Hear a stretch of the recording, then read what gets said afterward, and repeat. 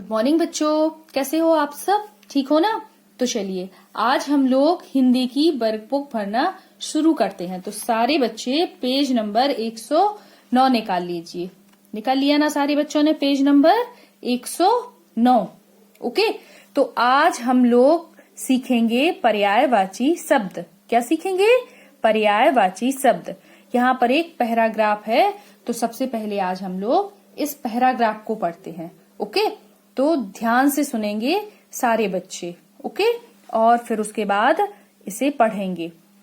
तो आरती के चाचा उसे लेने साला आए। कौन आया साला?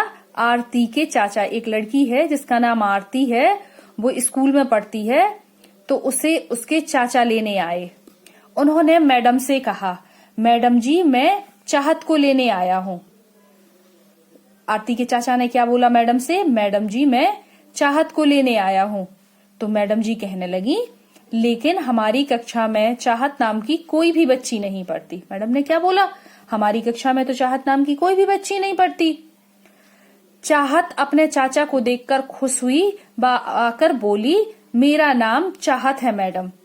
मैडम से चाहत क्या बोली? आरती क्या बोली? आरती आकर बोली मैडम से कि मैडम मेरा ही नाम चाहत है। चाचा मुझे प्यार से चाहत कहते हैं।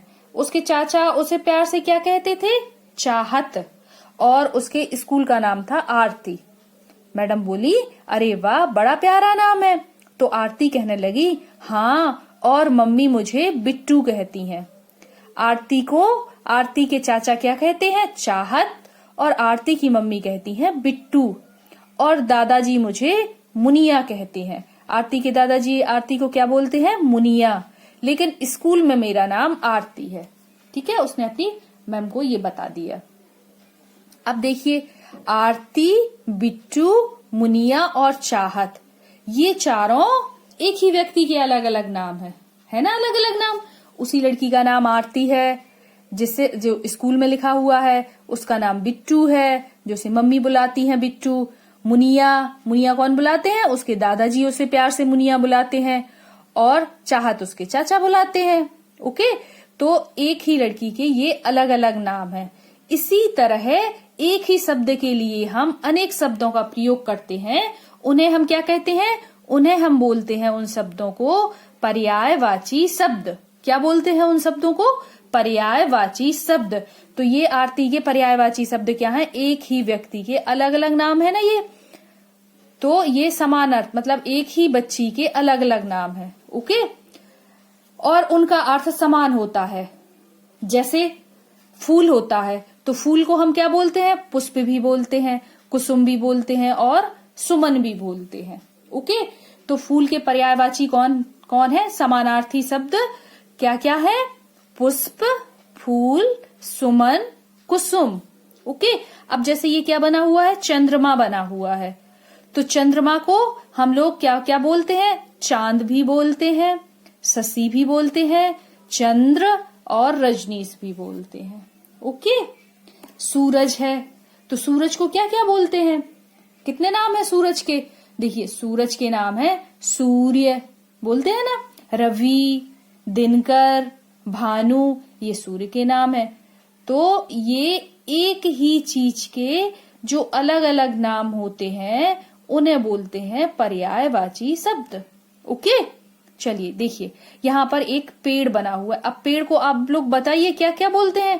पेड़ को बोलते हैं वृक्ष, बोलते हैं ना पेड़ को वृक्ष, और तरु भी बोलते हैं ऐसे, और पेड़ भी बोलते हैं ऐसे। तो ये पेड़ के पर्यायवाची शब्द हैं, समानार्थी शब्द। ओके, अब यहाँ पर कुछ शब्द लिखे हुए हैं, हमें यहाँ पर इनके पर्यायवाची शब्द लिखना है। ओके, तो यहाँ पर लिखा हुआ है नभ। तो नभ का मतलब होता है आकाश। तो नभ का पर्यायवाची क्या हुआ? आकाश। और क्या बोलते हैं नभ को या आकाश को? और बोलते हैं आसमान। आसमान भी बोलते हैं ना नभ को, आसमान। तो ये आसमान के पर्यायवाची या आकाश के पर्यायवाची कौन कौन से हैं? नभ, आकाश, आसमान। ओके, इसके बाद है धरती। तो हम धरती को और क्या क्या नाम से पुकारते हैं? जैसे धरती है, भू है, भूमि है, धरा है, तो धरती को क्या बोलते हैं? भूमि और धरा और भू भी बोलते हैं। ओके, अब देखिए यहाँ पर पानी है, तो पानी को हम और किन किन नामों से जानते हैं? कौन कौन से पानी के पर्यायवाची हैं? जल, जल बोलते हैं ना पानी को, और नीर, नीर भी बोलते हैं। फिर इसके बाद है बादल, तो बादल के पर्यायवाची शब्द कौन से हैं? इसका है मेघ और जलद, ये बादल के पर्यायवाची शब्द हैं। ओके, समझ में आ गया ना पर्यायवाची शब्द किसे बोलते हैं? चलिए अब सारे बच्चे पेज नंबर 110 निकाल लीजिए। निकाल लिया ना सारे बच्चों ने पेज नंबर 110? अब देखिए, जो शब्द अर्थ की दृष्टि से समान होते हैं वे पर्यायवाची शब्द कहलाते हैं। क्या कहलाते हैं? जो शब्द अर्थ की दृष्टि से समान होते हैं वे पर्यायवाची शब्द कहलाते हैं। इन शब्दों का अर्थ मिलता जुलता होता है, पर समान अर्थ होने पर भी प्रत्येक पर्यायवाची शब्द का विशेष अर्थ होता है। ओके, इसलिए इनका प्रयोग एक दूसरे के बदले प्रायः नहीं होता। इनका प्रयोग भाव और संदर्भ के अनुसार होता है। ओके, तो चलिए नेक्स्ट है, यहाँ पर कुछ हमें शब्द दिए हुए हैं, ऊपर लिखे हुए हैं, और यहाँ नदी, जंगल, मित्र, पक्षी और बादल लिखे हुए हैं। ओके, तो इस लाइन के शब्दों में से हमें इनके पर्यायवाची शब्द ढूंढकर यहाँ पर लिखना है।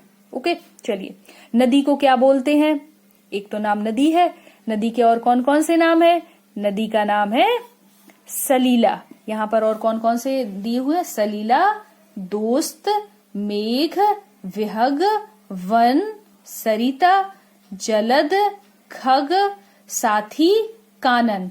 ओके, तो नदी, नदी को क्या बोलते हैं? नदी को बोलते हैं सलीला।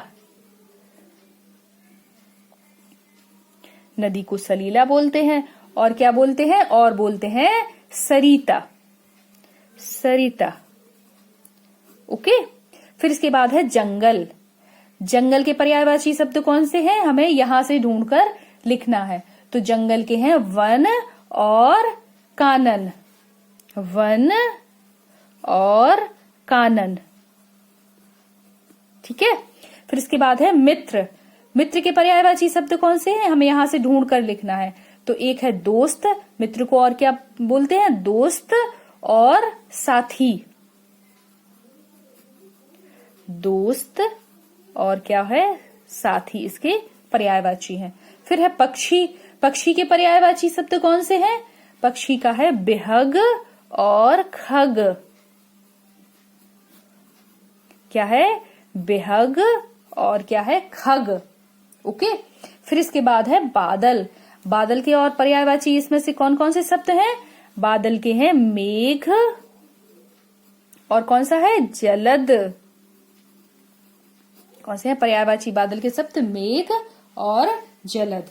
ओके, अब यहां पर हमें कुछ शब्द दिए हुए हैं। इन शब्दों के, इनमें से जो पर्यायवाची हैं उन पर गोला लगाना है।